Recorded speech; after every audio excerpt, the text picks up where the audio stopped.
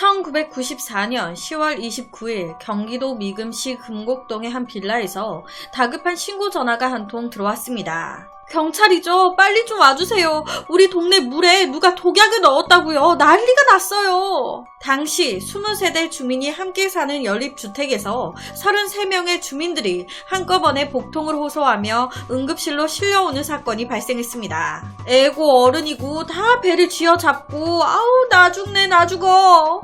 혹시 집단 식중독이라도 걸린 걸까? 확인 결과 이 주민들은 모두 식중독이 아닌 약물 중독 상태였습니다. 아니 약물을 먹은 게 없는데 아침에 시금치국에 밥 먹은 게 다고 나는 약물을 막 흡입하는 그런 사람이 아닌데 무슨 약물 중독이야. 그것도 같은 날 같은 빌라의 주민들 다수가 다 약물 중독으로 나왔다는 게 이게 말이 안 되잖아요. 같은 날 같은 동 주민들이 모두 약물 중독? 다행히 치사량은 아니어서 사망한 사람은 없었으나 주민의 상당수가 복통을 일으키는 등 피해가 컸습니다. 이에 일단 경찰은 먼저 사건이 발생한 빌라의 주민들을 대상으로 수사에 착수했는데요. 혹시 어제 오늘 집에 이상한 김새는 없었나요? 아 맞다. 아니 오늘 쌀을 씻는데 거품이 부글부글 나더라고요. 물에서 고약한 냄새가 확 풍기는 게 양치질 할 때도 내가 그 냄새가 너무 역해가지고 토할 뻔했다니까.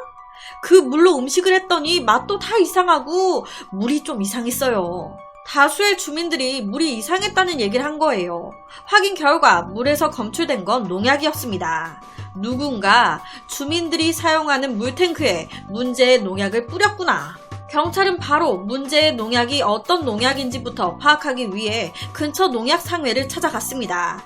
그리고 그곳에서 해당 농약이 디프록스 살충제로 진드기를 잡을 때 물에 타 쓰는 제품으로 맹독성은 아니지만 많이 먹으면 위험하다는 정보를 얻게 됩니다. 당시에 이 연립주택의 물탱크가 옥상에 있었는데 그 옥상에 아무나 들어갈 수가 없었어요.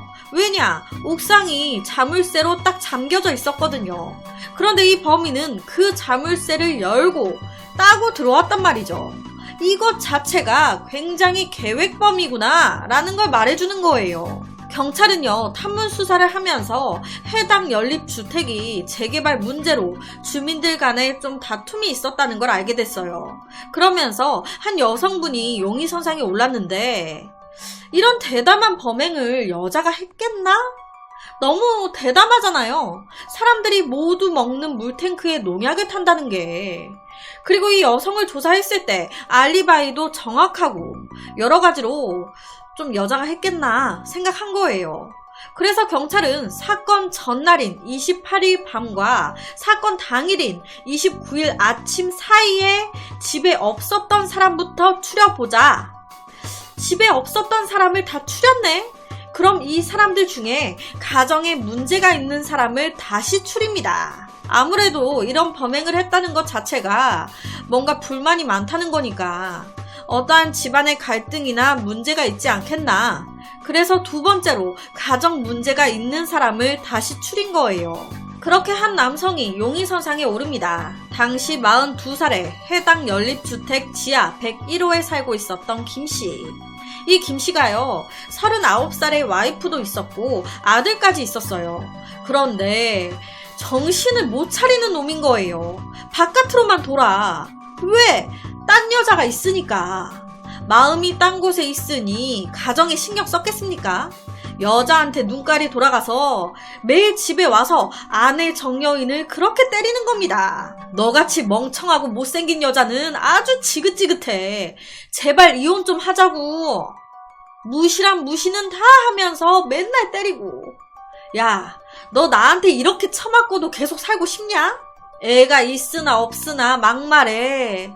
하지만 이 아내 정여인 절대 이혼은 안 한다는 거예요. 누구 좋으라고 이혼을 해? 절대 안 해. 누가 뭐래도 조강지처는 나야.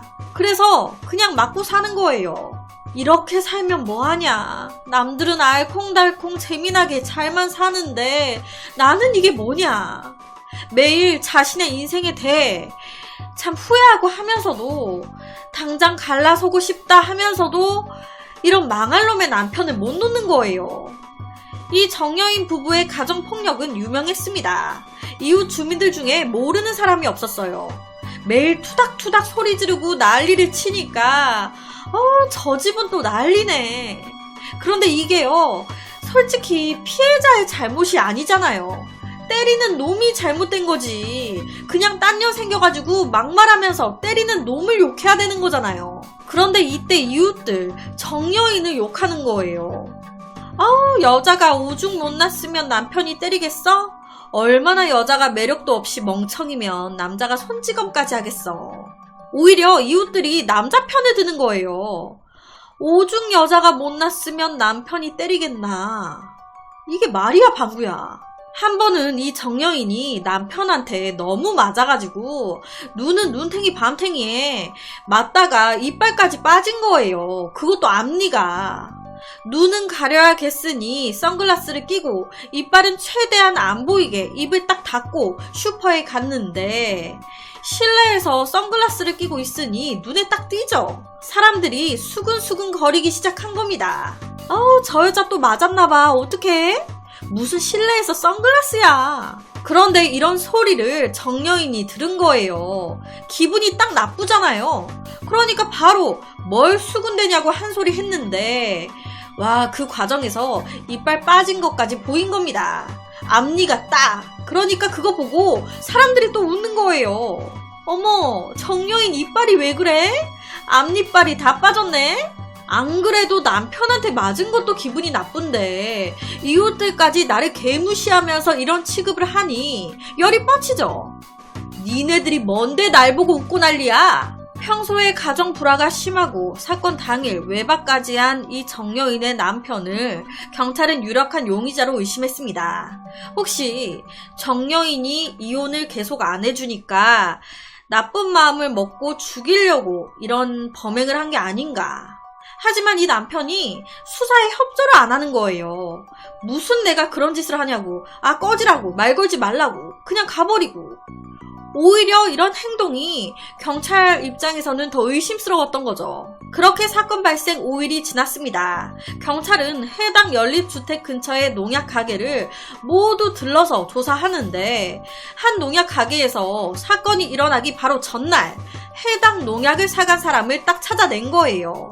그런데 이 가게 주인이 얘기하길 사간 사람의 정보를 적어놓진 않으니까 그 사람이 누군지는 자기도 정확히 모르겠다. 하지만 겉으로 봤을 때 30대 후반의 여성이었다라고 얘기한 겁니다.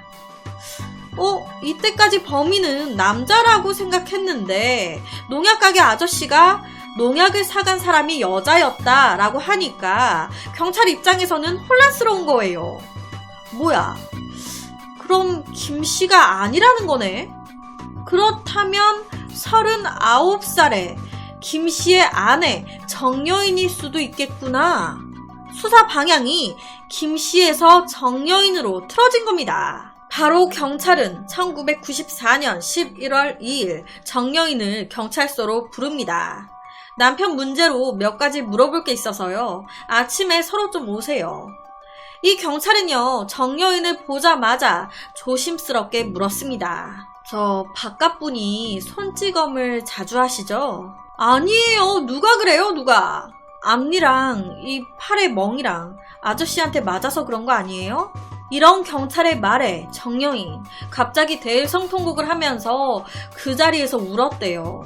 경찰이 살짝 떠본 거죠. 그런데 아니다 하다가 이제 속에 담겨져 있던 그런 모든 감정이 솔직히 얼마나 힘들었겠습니까? 경찰이 살살 감정을 다독이면서 얘기하니까 다 털어놓기 시작한 거예요. 사실 1994년 10월 28일 그날도 이 정여인이 남편한테 진짜 엄청 두들겨 맞은 거예요.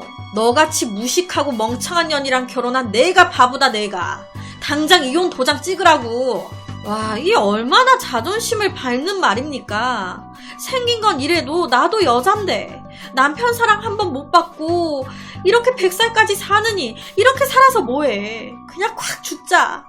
그래서 그냥 죽으려고 다리에서 뛰어내려 죽어버리려고 간 거예요. 그래서 딱 뛰어내려 죽으려고 하는데 와, 막상 죽으려고 하니 5만 가지 생각이 드는 겁니다. 주민 이웃들은 하나같이 여자가 오죽 못났으면 남자가 때릴까. 나라도 저런 여자랑 못 살지. 남편은 너 같은 년이랑 결혼한 내가 미친놈이다. 너같이 멍청한 년을 누가 좋아하냐? 이때까지 받았던 오만 서름이 내가 뭐가 못나? 뭐가 못났냐고. 내가 왜 이딴 취급을 받아야 돼? 막상 죽을 생각을 하니까 그동안 날 무시했던 동네 사람들의 남편에 얄밉기도 하고 분하기도 하고. 미쳤어? 왜 나만 죽어? 서방복 없는 게 내 죄야? 나 혼자 이렇게는 못 죽어. 그래서 그날 당일 저녁 6시쯤에 술을 진탕 먹고 농약을 사가지고 경비원이 없는 틈을 타 옥상 열쇠를 빼돌린 겁니다. 그리고 옥상 문을 따고 들어간 거예요. 나를 등신 취급하면서 지들만 잘난 척하는 것들, 잘났으면 얼마나 잘났는지 한번 죽어봐라 싶었다고.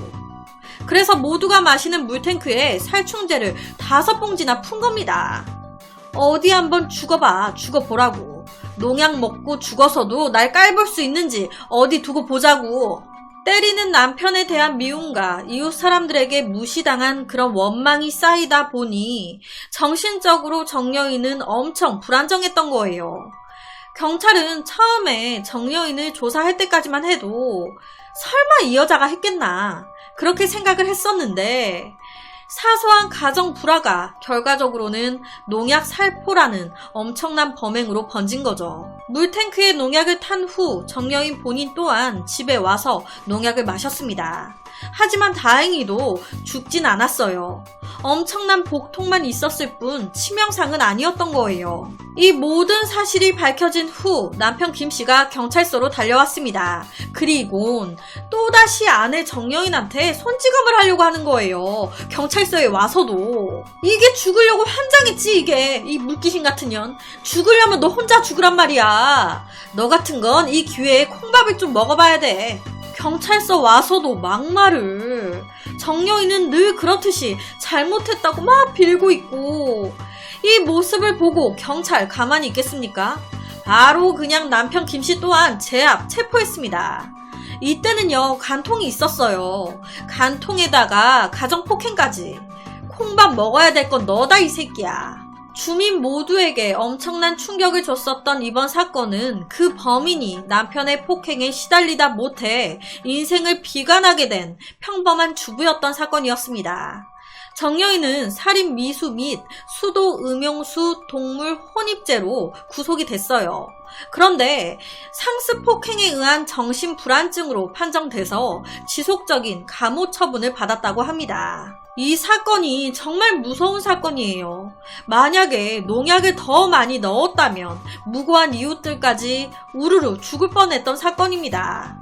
가정폭력이 정말 무고한 여러 명을 다 죽일 뻔한 모든 불행의 시초는 가정폭력, 이 남편 김씨 때문이죠. 왜 자기보다 약한 아내를 때리고 무시하고. 아니 그러면 결혼을 하지 말든가. 사랑한다면서 결혼해놓고 이 무슨. 그래서 오늘은 1994년 일어났었던 한 살인 미수 사건에 대한 이야기를 가지고 왔습니다.